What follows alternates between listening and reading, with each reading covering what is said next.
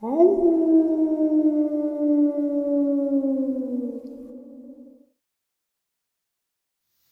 and salutations, everyone, and welcome to today's bonus. We are that much closer to tonight's Saturday Nightmares live from New York, 12 a.m. Eastern Standard Time. I hope to see you all there. But that's, once again, not why we're here. We're here for some terrifying encounters. Before we jump into them, though, a couple links. As many of you know, I rely on Patreon, PayPal, channel membership, and the merch to help the channel to continue to grow and go. Links to Patreon, PayPal, and channel membership is in the description below. Merch displayed directly under the video. Also, Dogman Frightening Encounters, Volume 1 through 3, the audiobook versions. They were written and researched by Tom Lyons, narrated and produced by me, Jeff Nadolny. Those audiobooks are available on Audible, Amazon, and iTunes, links to which are also in the description as well. And finally, last but definitely not least, if you'd really like to help support the channel to continue to grow and go, simply subscribe. It doesn't cost you a cent. Click that like button, takes half a second.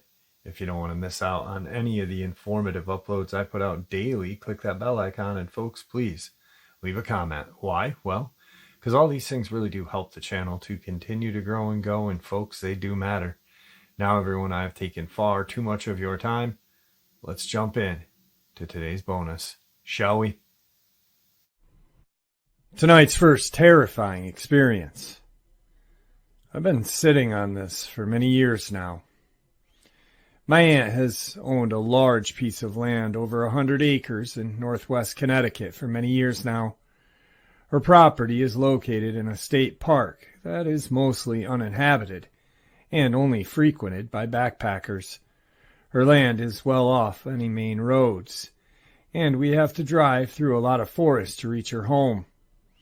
She bought the land and remodeled an old house that was already built on it so that it was more livable. And going up to visit her always had been my favorite thing to do. I've been going up there yearly since I was a baby, and I've spent countless hours exploring the woods, creeks, and land around her home. We call it a farm, although it is not a true agricultural or livestock farm. My aunt does rescue miniature horses, alpacas, donkeys, and back in the day there were some ducks. The animals are on one part of the property where the area has been cleared out for them to graze, get fat, and be happy. The rest of the farm is untouched woods. In the early 2000s, she decided to install a 12-foot fence around the property, although it only encloses about 80 acres of the land she owns. She explained to me that she couldn't stand the sounds of the coyotes howling right outside of her window at night, and that she had some creepy encounters while living there. She didn't go into details of these at the time since I was a young child. She lives alone, so I understand why she wanted to feel a semblance of security in those deep woods. We are originally from the bayous of Louisiana, so being in this type of environment was new to all of us. Anyway, despite being initially unfamiliar with the land, I eventually learned to navigate the area very well as a child. I had my few favorite spots, and one was up on a small foothill in the deepest part of the woods. I would go up so often that eventually a small path was established in the brush, and I would bring my cousins with me to show them my little oasis. In 2008, when I was 10 years old, I took a summer trip to my aunt's and brought my best friend Alex with me. She and I would often take trips here together during our childhood, and this was not her first time accompanying me to the farm. I remember that we were in the woods at my favorite spot, sitting together and listening to Katy Perry while playing Doodle Jump on our new iPad Touches. This makes me laugh to remember, but we were just trying to enjoy some nature while getting our fill of new tech, I guess. We were there for a while, enjoying ourselves and talking about random kid stuff when this shift in the air, almost like a suffocating stillness and silence, settled upon the woods. I paused the music and I looked to Alex, who was already staring at me with a concerned and worried expression on her face. We stayed still and silent for a moment, tilting our heads to listen to the woods and search out any of the familiar sounds that normally crescendoed day and night across the farm. There were no birds, no summer bugs, and the trees almost seemed to stand frozen in place, as if the light winds that normally rustled their leaves left us completely. It was a vulnerable, terrible feeling, and I knew Alex felt it as well. Then began the sound of footsteps coming from even deeper in the woods. It took a moment for me to determine what the sound was, but the distinct rhythm of weight being picked up and put down on leaves and brush was impossible not to notice. It was bipedal and heavy, and was coming towards us from a steep slope down the side of the mountain/footfall. I remember thinking that it was impossible for a human to move so easily through that part of the woods, since it was very thick with growth, fallen branches, trees, and rocks, even making it hard for an agile child to navigate, let alone a large adult. It felt as if the woods lie still and wait while these footsteps made their way swiftly up the steep incline toward us. "Do you hear that?" I asked Alex in a whisper, and she nodded. "It sounds like footsteps," I continued. She nodded again, looking like she was about to burst into tears. I took her hand and began running down our makeshift path with her, trying not to fall or let her lag behind me at all. We didn't stop until we reached the house. I don't think we told anyone that day because we were just too shaken to even comprehend what might have been out there with us. The next day I asked Alex if she would go back out to the spot with me. She was very hesitant at first, but eventually agreed, and said we could go look for signs of another human. We made on our way back, nervous but determined to discover what had invaded our little sanctuary. When we reached the spot, I looked down toward the direction we had heard the footsteps. I think I even slid down a bit to investigate possible indentations in the brush and leaves. I didn't go too far because I was about to lose my nerve, and I hadn't noticed much anyway, so I quickly climbed back up to where Alex waited nervously for me. We decided it must have been some sort of animal or a deer, despite every logical explanation indicating otherwise. I knew what deer sounded like, and this was no deer, but I wanted to forget and have fun. We took our iPads out and began the same ritual of relaxing and playing games while chatting about nonsense. It seemed that things were back in their natural order again, so we quickly forgot about the terrifying experience and let our naive, childlike wonder take over. After a little while, the stillness returned, and it happened so quickly it felt as if the forest took a gasp and never exhaled. This time the footsteps started almost immediately. They were louder and coming from a different direction. The best way I can explain their location is that it was in a similar spot to the day before, but somewhat more to the right, where the forest was very dark and the incline to reach us was less steep. I didn't wait too long to run, but it was long enough to realize that the sound was faster, closer, and definitely not a deer or a bear. I didn't look into the woods too closely because I wanted to get the hell out of there and was too scared to see whatever it was. I knew it was close enough that it would be upon us at any moment if we didn't flee, so without a word Alex and I took off and ran as fast as humanly possible out of those woods. It's not a super exciting experience, but that is my first creepy experience in the woods. I have since had more, as I am an avid backpacker and love the outdoors, but the experience on her land had always been the most bizarre and unexplainable.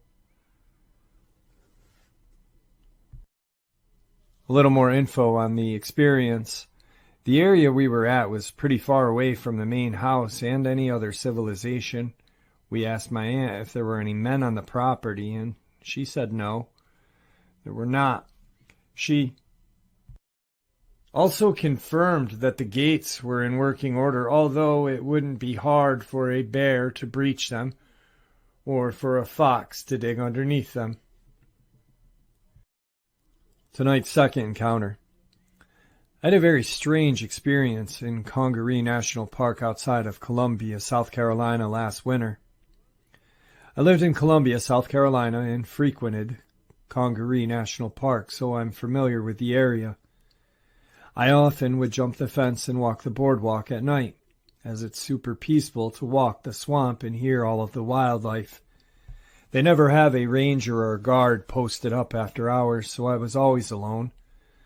The last time I did this was in October of 2021. I was taking my usual stroll with flashlight in hand. I should mention again, between the insects and frogs, the sound is loud. But then it completely stopped when I was about a mile in. I heard what I thought was my wife call me from the trail ahead, but she wasn't there. I was alone and she was out of town. I then heard water sloshing to my right and saw nothing with my flashlight. I chalked it up as to being tired and kept moving. The wildlife started up shortly after, and everything was fine.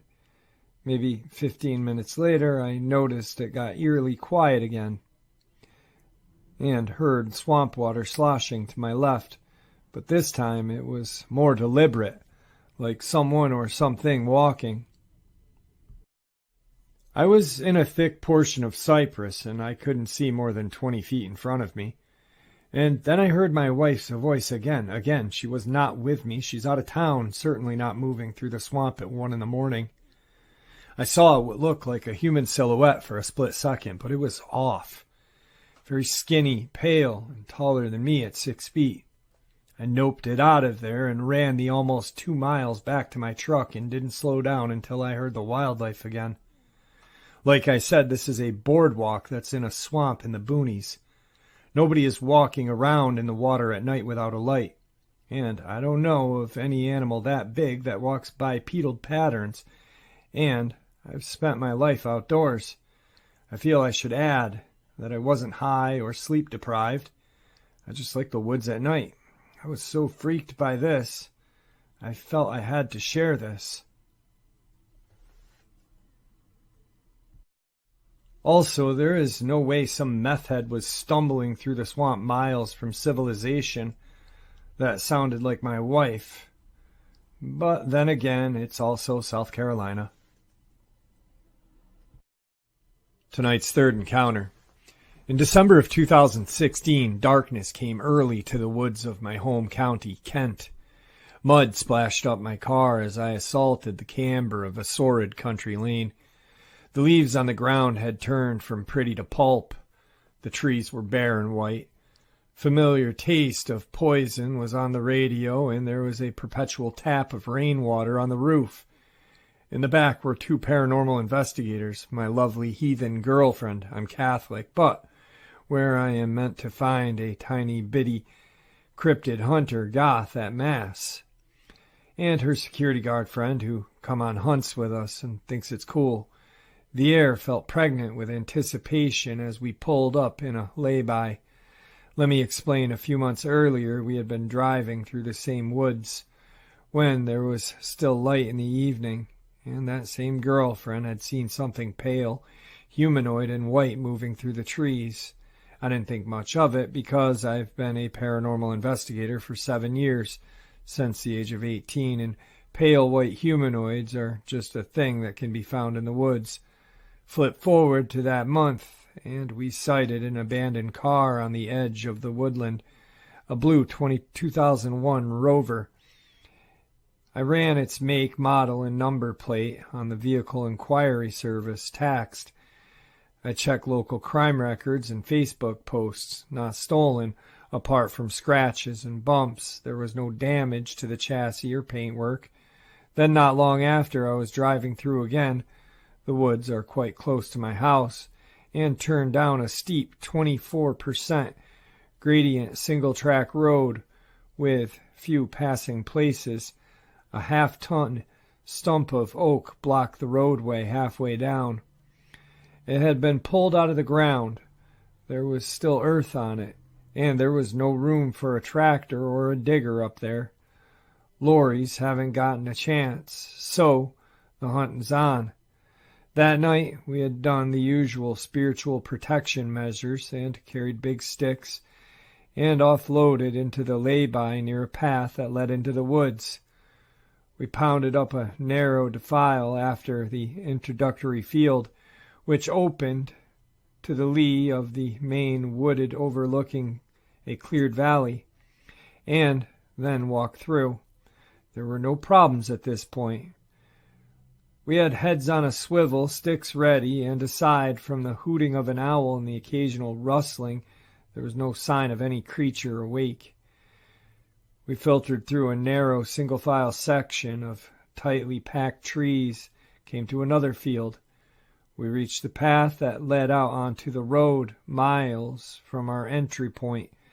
Nothing happened, so we spread out and started to nose around in the undergrowth, hacked through a few bushes, inspected a few runs and trails. Something bigger than any wild animal in the United Kingdom was about, and wait, those footsteps were of a biped. A small one, not the hulking thing my girlfriend had seen. Possibly a cryptid, possibly a fat chicken. We decided to retreat as the bushes, particularly holly, got thicker. A midget had a distinct home field advantage, but on the way back through the tightly packed bit, we began to hear something fowling.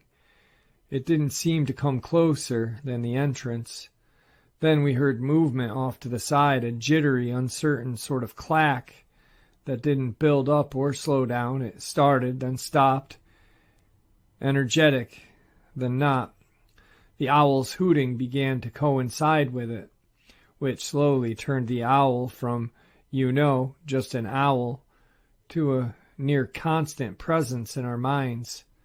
When we got back to the main wood, the clacking and rustling gathered pace and came from multiple directions, mostly from up the hill to our right. I volunteered to go back because, after an encounter in 2014, I really wanted to take a swing. But the gradual crowding of creatures implied that was not going to be an option. So as we began to run out of room, even as we picked up pace, it became harder and harder to keep formation. I remembered a trick from my youth, an eagle scream. I did eagle impressions as a kid, using some tightening deep in the throat, and it was so loud and unexpected that the pattern of rustling was broken, as if our stalkers did a double take. We used that opportunity to have it away from our toes, back into the defile bordered by thorns and barbed wired fence, where we had the commanding position. They would have had to have run at us straight onto the sticks. They didn't charge. Well, we heard them move sometime after the scream. They didn't come anywhere near the road, and the excitement had died down long before we reached the car. I've yet go back in, only because they don't seem to be that much of a danger. Farmers have seen them run across fields, but rarely. Dog walkers go through there all the time. There are horses in the surrounding fields, and a few homes on the edge of the forest. Tonight's fourth experience. So I'm sharing this hopefully to get some help identifying what I saw, because I've been trying to figure this out for about 3 years now. I was a United States Marine from 2014 till 2019. I deployed to the Philippines to help out some joint operations against ISIS after the siege of Marawi. Basically, all we did was stare at the top of the jungle canopy looking for heat signs, then communicating fire missions for artillery and putting warheads on foreheads. Anyway, we're like 3 months into our deployment, 4 hours into this mission, staring at absolutely nothing. We're about 12,500 MSL at the time over the mountains of Basilan with real thick jungle canopy. Even with IR, crap is hard to see. It's like trying to find needles in a haystack with Vaseline in your eyes. But when something's above the canopy, like a helicopter, birds, or monkeys in the trees, it pops, and you can get some good definition depending on how good the camera operator is. A good trick to know if you have a hotshot camera guy is if they can fine-tune the IR to see leaves in the canopy instead of a big gray-colored blob and atmospherics. I was the camera guy, and I was just chilling, staring into the void. My pilot was burning circles into the sky for hours. I asked my officer in charge of the flight if I could go smoke while the pilot took over the camera after I locked onto a geo point to keep the camera from going all over the place, and he said, yeah. So I went to smoke, and not a minute later I hear my boy inside flying go, dude, you might want to get back here and look at this. So I went back inside all ticked off because I hadn't even finished my smoke. But then I saw what my pilot had locked the camera onto. I hop back into the seat and take back control because I'm like, oh crap, hotspot? Is it a cow? Is it ISIS? But it's definitely none of those things. It's flying just above the canopy at a pretty good clip, flapping and gliding on what I can only assume were very large pointed wings. At this point, it's just a very dark shape moving over the canopy until I clean up the IR image and start picking out more. At first I'm like, dude, it's just a big-ass bird, but then I see a rounded head at the front and a small space in between what I assume was a tail, making me think of legs. We're at 12,500 MSL, so detail wasn't amazing, but you can make out general shapes. If I have a good day for atmospherics, light, and altitude, I can tell an RPG from an AK-47 if I'm lucky. Then my smart college-educated officer is check the measuring tool. Looks kind of big. We have a tool that uses geodata, altitude, and the aircraft's position, allowing you to use the laser and the program to let you know how long a distance is between 2 points. We mostly use it to measure buildings and artillery shot distances, but given we had the height of a canopy, we didn't see why it wouldn't work. So I took a screen cap of my cam and sent it to my pilot to work on while I was still on lock. He does math and comes up with roughly 6 foot in length, head to toe, and a 17-foot wingspan. As I watched it fly, I kept thinking, that looks like a bat. Just the way it flapped and moved, that general shape, not like a bird. I couldn't pick up feathers, and I didn't see a tail. Its wings definitely came out angular and stretched, just like a bat's. Me and the crew talked about it, passed it up to a higher level, but eventually we had to actually go and do our jobs instead of becoming amateur zoologists. But after that flight, I just couldn't shake the feeling or place what the hell that thing was.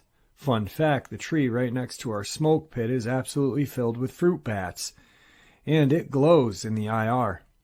So me and my pilot got curious and started asking the local Philippine contractors who worked at the Chow Hall and the PX. A bunch of them laughed and told us it's because we stay up way too late since we work the night shift. But a couple of the older ones told us about the tick-tick, some kind of big old flying MFer that eats babies. And I was like, oh, that seems to check out. In an effort to disprove giant baby-eating man-bats, I'm hoping someone can, come up with an answer. Tonight's final experience. I'd like to start off by saying this was told as a second-hand recall, as my best friend is not comfortable sharing. We'll call my best friend A for privacy reasons. Well, A and I live on the edge of our town in Wisconsin in this little cul-de-sac surrounded by woods. So it's not uncommon to see wild animals such as turkey, deer, fox, especially coyotes. Last year, when she first spotted the coyote that seemed too big to be a coyote, she didn't think too much about it and assumed some old lady thought it was a dog and was just feeding it. Well, towards the end of the winter this year, she saw it again, this time similar to the last. She noticed that something was off about this random coyote and pegged it off as a large coyote she saw during the summer last year. So, a bit of context behind A. She has a 2-year-old and is a smoker, so she often goes outside to smoke.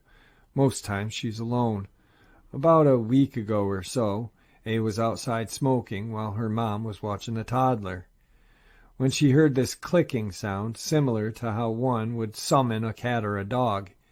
Well, A's toddler just recently learned how to make that sound, and had been making that sound fairly frequently. So her initial thought was it was her daughter, but there was something really wrong with how it sounded. It didn't sound like her daughter. A said it almost sounded like someone trying to mimic her daughter, but couldn't go to do it right. A opened her front door to see if it was actually her daughter, but when she looked in at her daughter was sitting there quietly watching TV. She closed the door, still looking in, and heard the sound again. Her daughter hadn't moved from the position she was in. A looked toward the tree line and saw nothing. She heard a sound again. She looked towards the roof of her house and saw this weird fleshy thing that didn't look like anything or any animal she had ever seen. It looked at her and then jumped to the next tree to A's house. This is when she said the panic really hit her. We recently had a real bad storm that damaged that particular tree that this thing jumped on, so the tree had no branches and was very unstable. Even a bird would make it sway if it landed on the tree. So when she didn't see it sway or hear a thud, she got scared. A ran over to the tree and saw nothing, not even a shadow. She looked toward the tree line and didn't see anything, but felt very uneasy. Since that incident, every time she goes outside alone at night, she feels eyes on her and overall a sense of unease. On a few occasions, she'll hear bone-snapping crunches, similar to twigs snapping but louder and nastier, as well as growling. A said everything about it just seems off and totally wrong. Keep in mind this only happens when she's outside alone. Whatever is only targeting her. She also mentioned that sometimes when she flashes a light towards the tree line, instead of the usual yellow eyes that shine back, they are white. All right, folks, just a quick little bonus to get this day going a little faster and a little smoother. Until tonight's live stream, I hope to see you all there. 12 a.m. Eastern Standard Time, Saturday Nightmares, live from New York. Guys, thank you for supporting the channel. The support really does make this channel continue to grow and go, and honestly, what makes it a very special place for people to want to share their experiences, their theories, their ideas. And really, it's a place that friendships are formed here. I've seen countless amounts of friendships being bonded here, and it's amazing. Thank you all so much. Please stay safe, happy, healthy, and ever vigilant, keeping an eye on our children, our pets, our family, and friends. These creatures are real, they are out there, and they are dangerous. Share this information with the people you love and care about, and it may just help save their lives someday. Until next time, never stop asking questions, never stop searching for the truth, and God bless.